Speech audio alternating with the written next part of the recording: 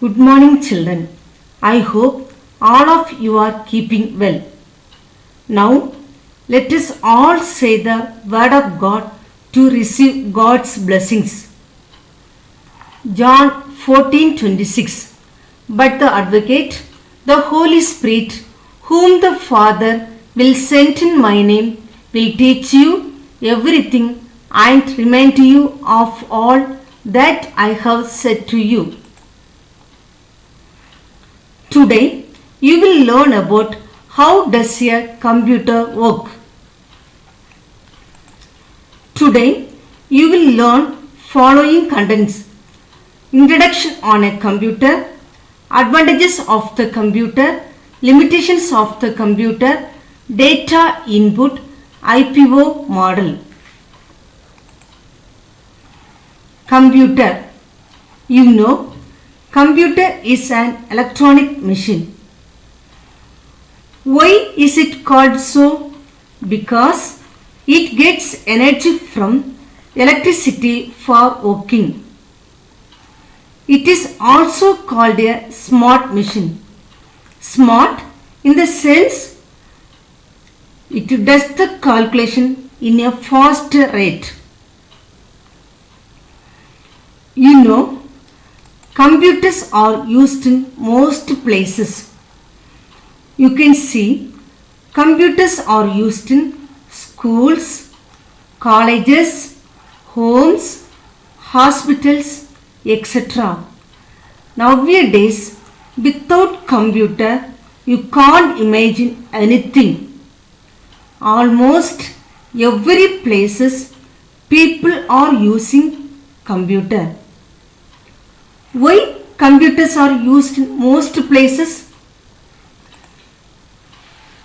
Because number one, computers are very fast.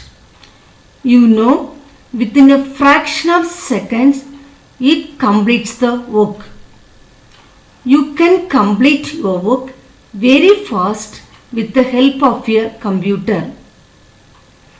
Number two, it is accurate. It never do the mistake. Always it gives correct answer. Number three, it is safe to work with it. You can safely work on a computer. Yes, it is user friendly. Mainly because of these three reasons, computers are used in most places. Do you know that a computer cannot work on its own? Why? Because computer cannot think and cannot take a decision as we humans do. If computer wants to work, you need to give the input that is considered as a data input. Data input means letters, numbers and commands that we need to give to the computer. After receiving the input, computer works on it. So, data input means we are giving instruction to the computers in the form of letters, numbers and commands, etc. I hope you understood what is data input. Now let us learn IPO model. Do you know how computer works? Computer works in the IPO model. That means input, process, output model.